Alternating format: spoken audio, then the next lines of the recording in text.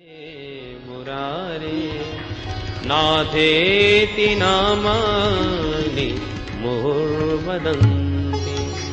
भक्ति महारानी ज्ञान वैराग्य के साथ सबके बीच में प्रकट होके ताता थैया करके नाच उठी और झूम झूम के नाम संकीर्तन गा उठी।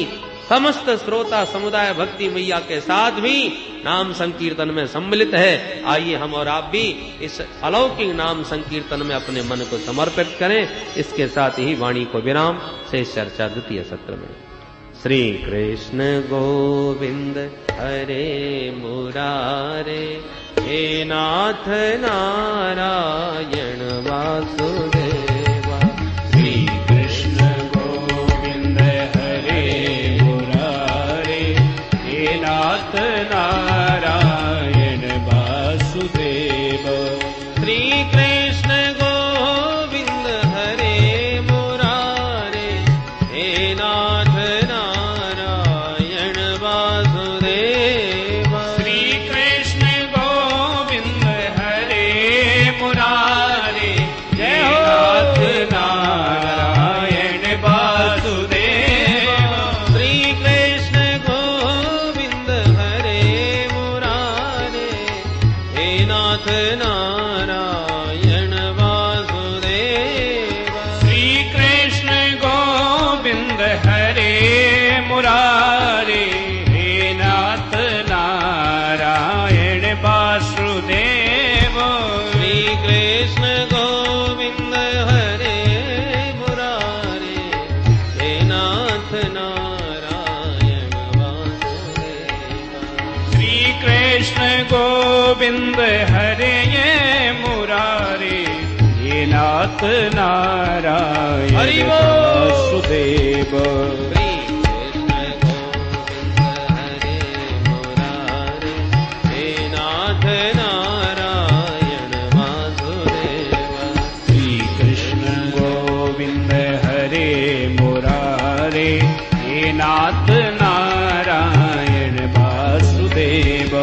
हे नाथ नारायण वासुदेव। हे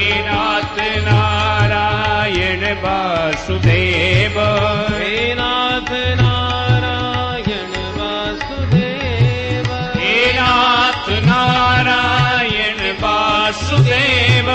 हे नाथ नारायण वासुदेव। हे नाथ नारायण वासुदेव। हे नाथ नारायण वासुदेव। हे नाथ नारायण वासुदेव। हे नाथ नारायण वासुदेव। हे नाथ नारायण वासुदेव। हे नाथ नारायण वासुदेव। हे नाथ नारायण वासुदेव। हे नाथ नारायण वासुदेव। श्री कृष्ण गोविंद हरे मुरारे, हे नाथ नारायण वासुदेव। श्री कृष्ण गोविंद हरे मुरारे, हे नाथ नारायण वासुदेव। हरे कृष्णा कृष्णा कृष्णा हरे हरे, हरे राम राम राम हरे हरे। हरे कृष्णा कृष्णा कृष्णा हरे हरे, हरे राम राम राम हरे हरे।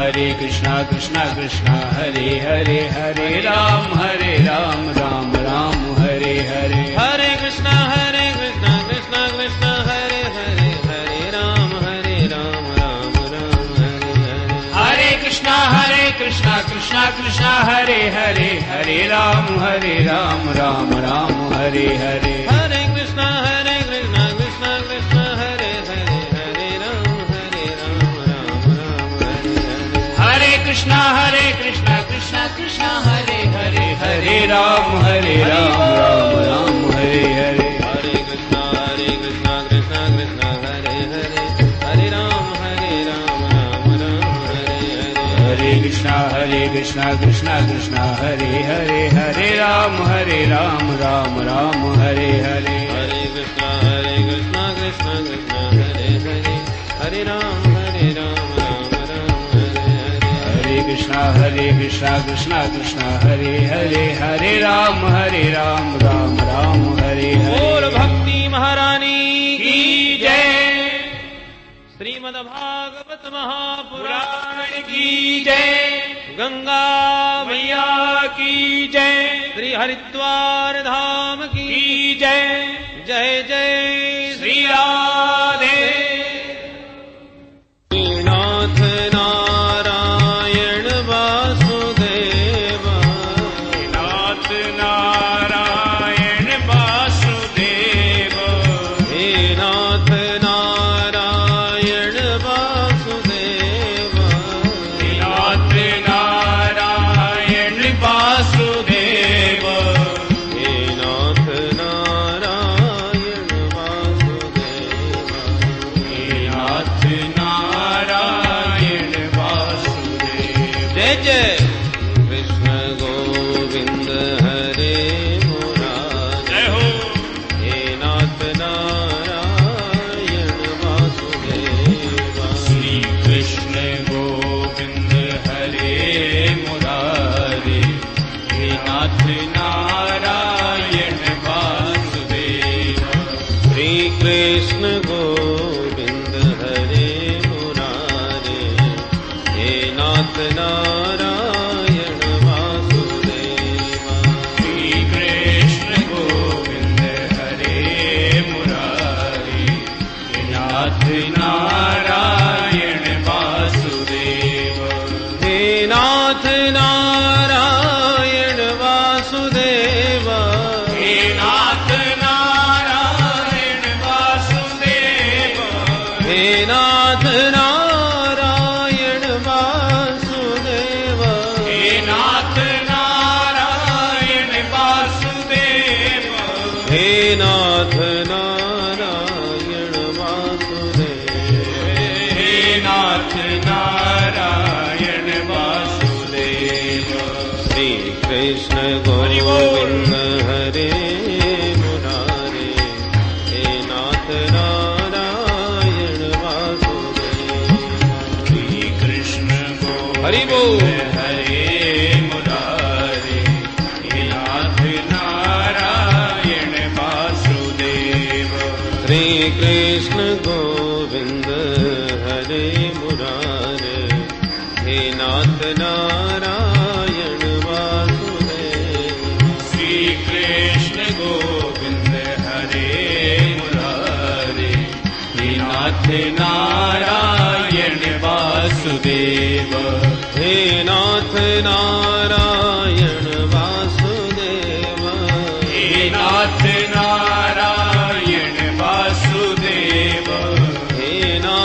नारायण वासुदेव। हे नाथ नारायण वासुदेव हे नाथ नारायण वासुदेव। हे नाथ नारायण वासुदेव हे नाथ नारायण वासुदेव। हे नाथ नारायण वासुदेव हे नाथ नारायण वासुदेव। हे नाथ नारायण वासुदेव हे नाथ नारायण वासुदेव।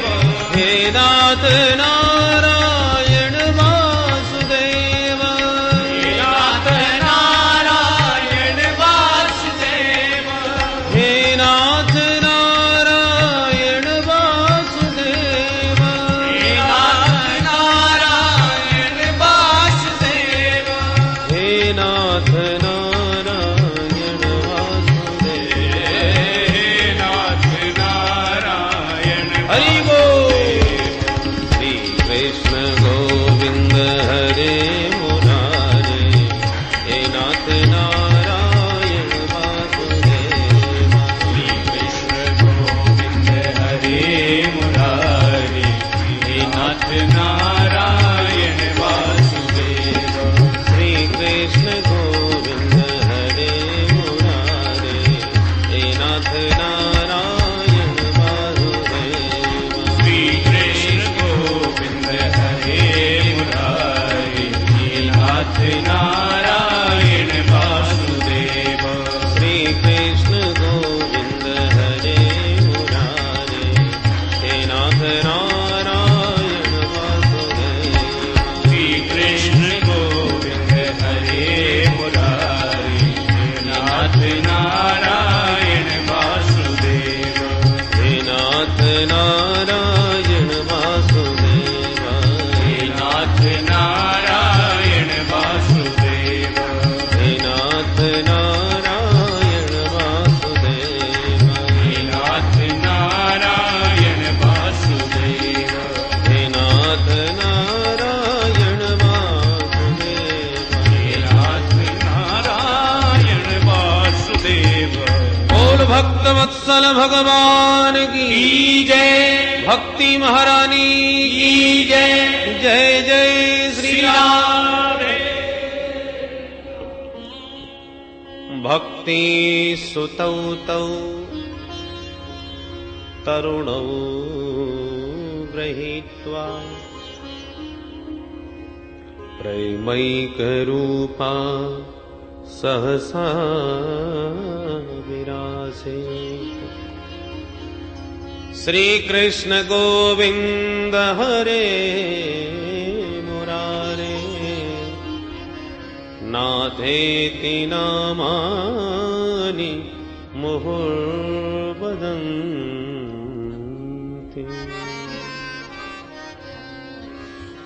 भगवान के मधुर मंगलमय नामों का दिव्य संकीर्तन करती हुई भक्ति माता श्रोता समुदाय के बीचों बीच गंगा तट पर संत समाज में प्रकट हो गई। श्रोता बंधु सब तर्क वितर्क करने लगे। कथम प्रविष्टा कथमागतेयम मध्ये मुनीनामिति तर्कयन्ता। ये कहां से आई, कब इन्होंने हमारे बीच प्रवेश किया, पता ही नहीं चला, कैसे प्रकट हो गई।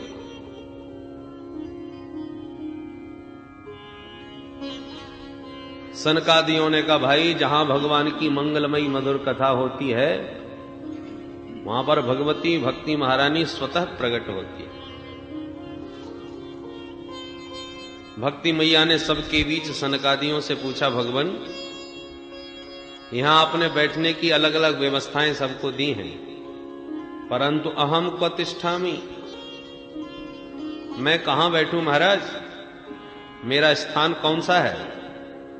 सनकादियों ने कहा, देवी निरंतरम वैष्णव मानसानि, या जितने भी वैष्णव भक्त श्रोता समुदाय जो बैठा है उन सबके हृदय भवन में जाकर के आप विराजमान हो जाइए, क्योंकि त्रिभुवन में वही धन्य है जिसके हृदय भवन में देवी भक्ति का निवास है। जिसके भवन में भक्ति महारानी विराजमान हो जाए फिर उसे भगवान के पीछे नहीं भागना पड़ता, अपितु भगवान ही उसके पीछे पीछे भागने लगते हैं। सकल भुवन मध्य निर्धनास्तेऽपि धन्या निवसति हृदयेषां श्रीहरेर्भक्तिरेका। हरिरपि निजलोकं सर्वथा तो विहाय प्रविशति हृदि तेषां भक्ति सूत्रोपनद्धः।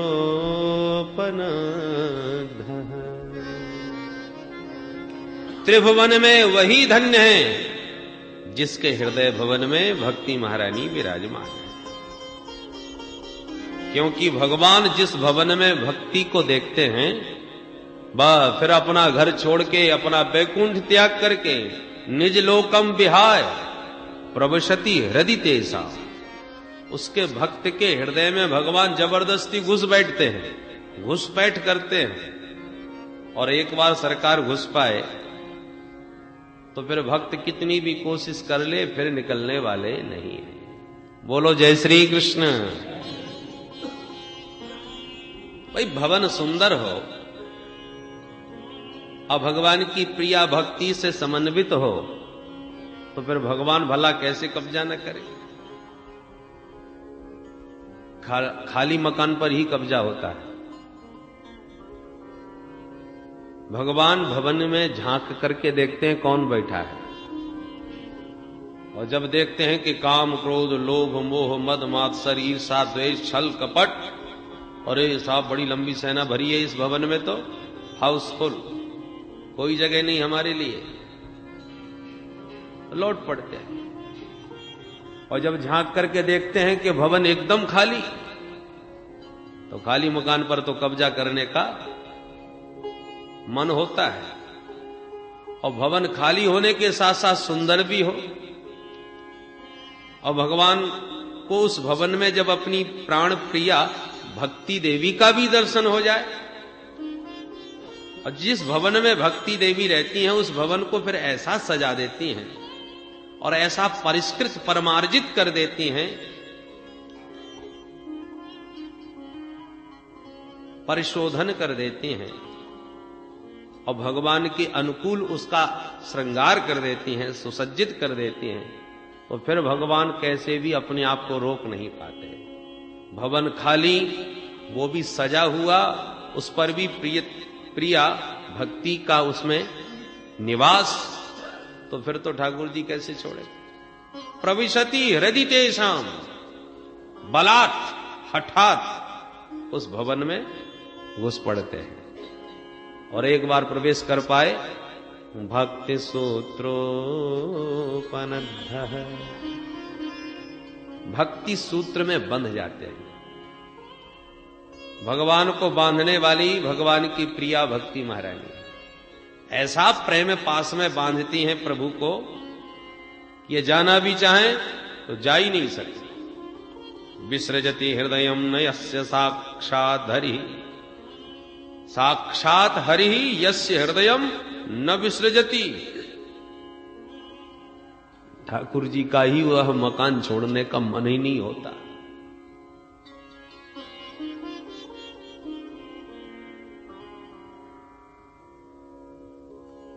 सूत जी कहते हैं, ऋषियों,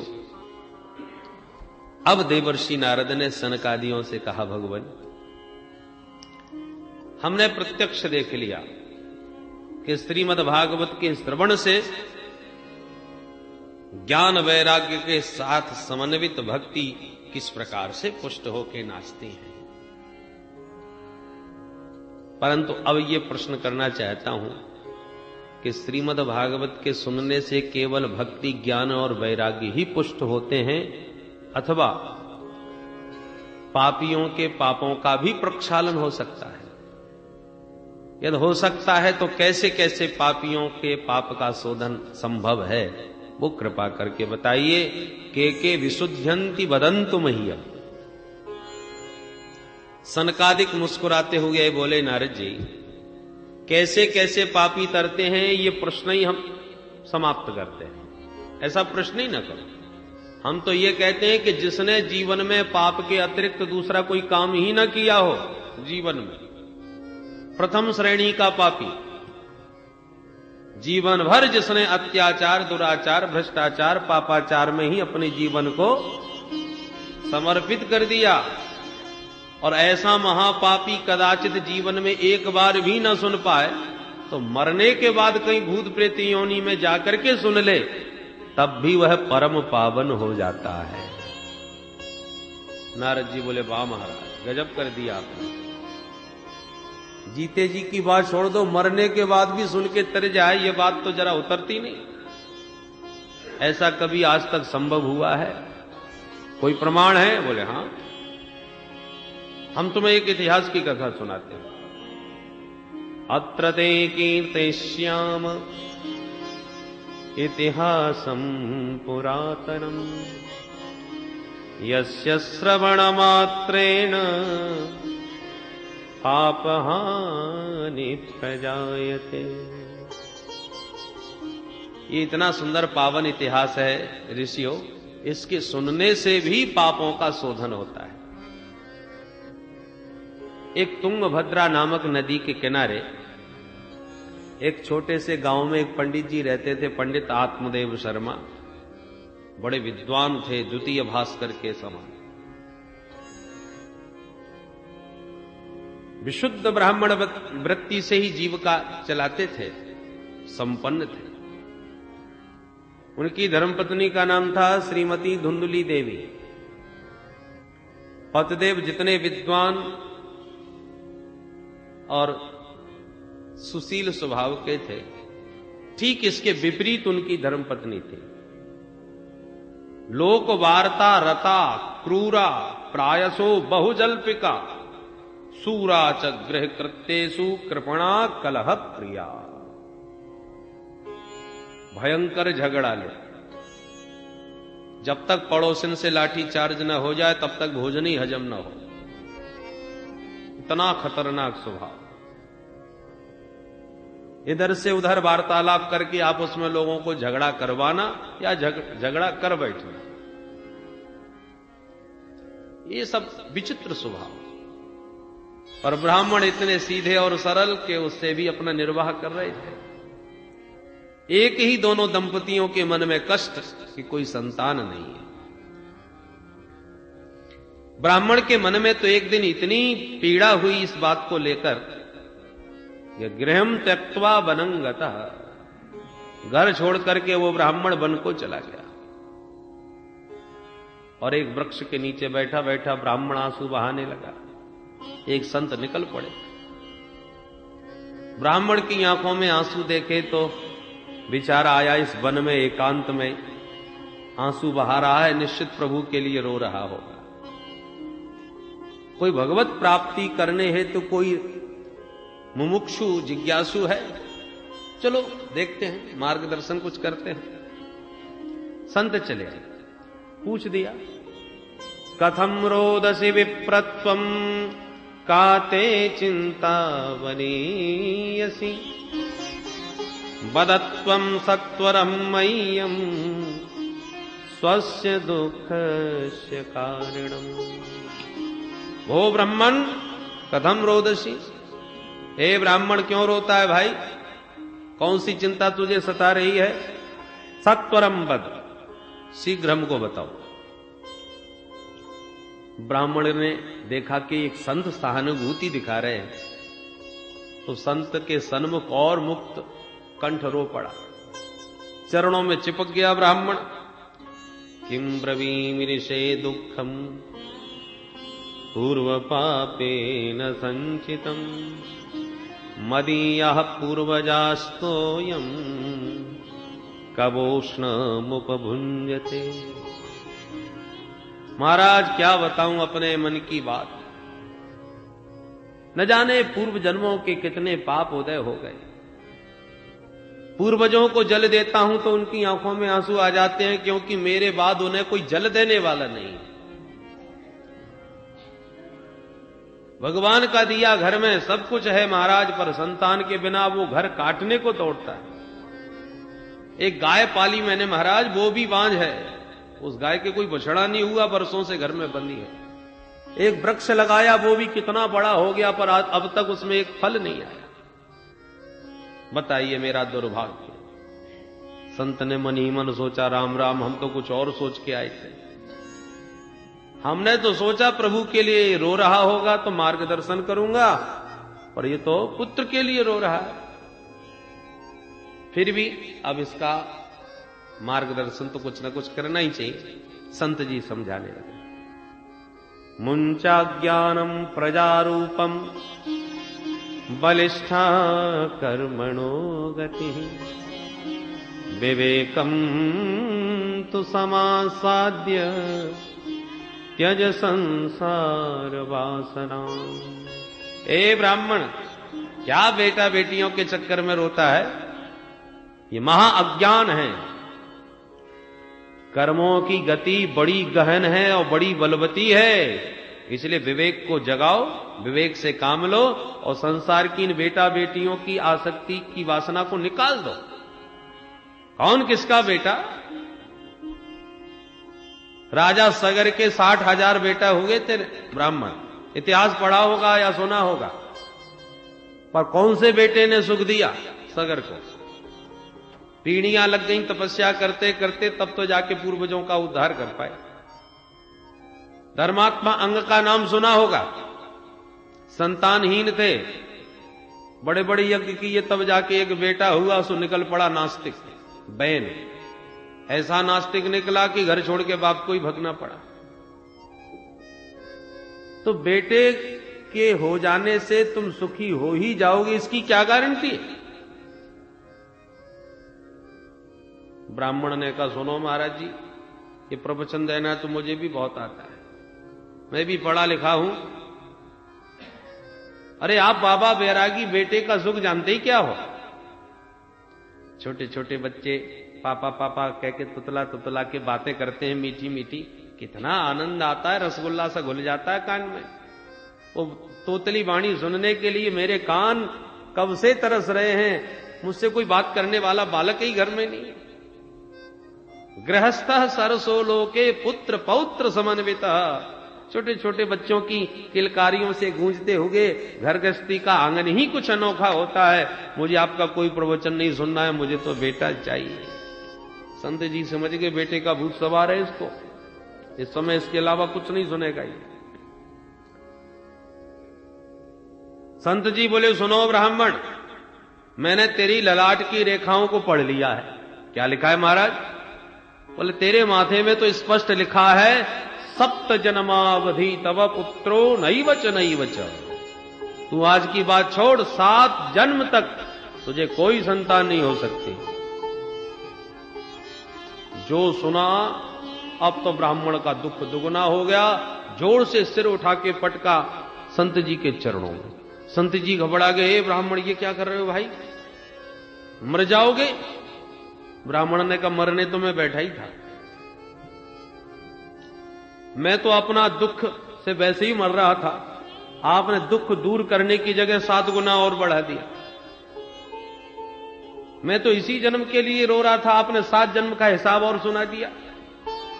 अब या तो मुझे बेटा दो महाराज, नहीं तो दूसरी बार इतनी जोर से पटकूंगा कि मेरे तो प्राण निकल ही जाएंगे, मैं तो निश्चित मर जाऊंगा, पर आपको भी ब्रह्म हत्या लगेगी जरूर।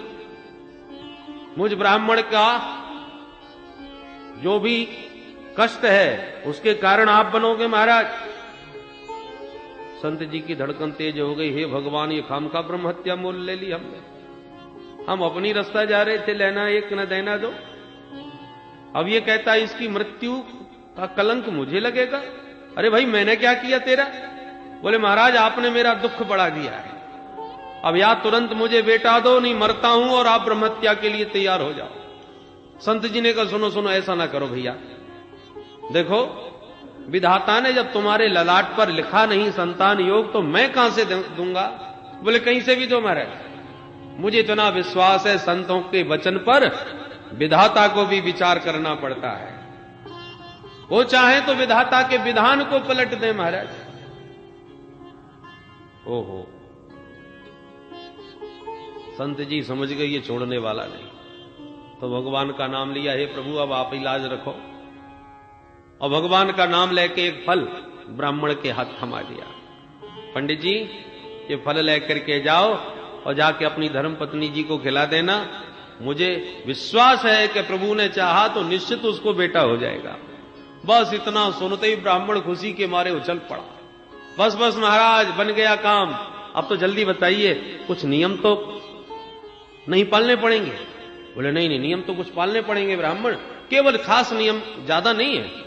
एक समय भोजन करना, पवित्रता के साथ रहना, जीवों पर दया करना, किसी से लड़ाई झगड़ा न करना, ये सब 2-4 नियम यदि तुमने ठीक से पालन किए तो तेन पुत्रोति निर्मलः, बहुत सुंदर बेटा हो जाएगा। बस सुनते ही ब्राह्मण ने साष्टांग दंडवत किया संत जी को और फल हाथ में लेकर के घर को दौड़ लगाई। अरे सुनते हो, देखो क्या सुंदर सुस्वादु फल लाया हूं, जल्दी से पालो, खा लोगी तो बेटा हो जाएगा। ब्राह्मणी बड़े चक्कर में, ये किसने दिया महाराज ये फल? पूरी कहानी सुना डाली। अब धुंधली ने सोचा कि भगवान जाने किसने दिया होगा, कौन सा मंत्र पढ़ा होगा, कोई मेरे ऊपर जादू टोना तो नहीं चल रहा। मैं तो बहुत विचार के ही काम करती हूं, ऐसे इनकी तरह आंख मूंझ के विश्वास नहीं करती। पंडित जी से फल तो ले लिया, पर ब्राह्मणी बोली, महाराज आप अपना काम करो, मैं अभी नहा धो के शुद्ध पवित्र होके पूजा पाठ करके तब खाऊंगी। हाँ ठीक बात कही, पर खा जरूर लेना, भूल मत जाना। यूं समझा बुझा के फल दे के पंडित जी तो चले गए और आस पड़ोस में मित्रों के पास बैठ बैठ के कहानी सुनाने लगे। देखना अब 9 महीने बाद हमारे घर में भी किलकारियां गूंजेंगी। अब उधर देवी जी फल लिए बैठी हैं, हे भगवान खाऊं कि ना खाऊं। इतने में आ गई पड़ोसिन, अरे बहन धुंधली ये क्या सोच रही हो बैठी बैठी। धुंधली ने पूरी कहानी तुरंत ही सुना दी। बहन मैं बड़े झंझट में पड़ गई यार, मेरी समझ में नहीं आ रहा कि इस फल को खाना चाहिए कि नहीं। पड़ोसन ने कहा इसमें सोचने की क्या बात है, अरे तेरे भाग्य खुल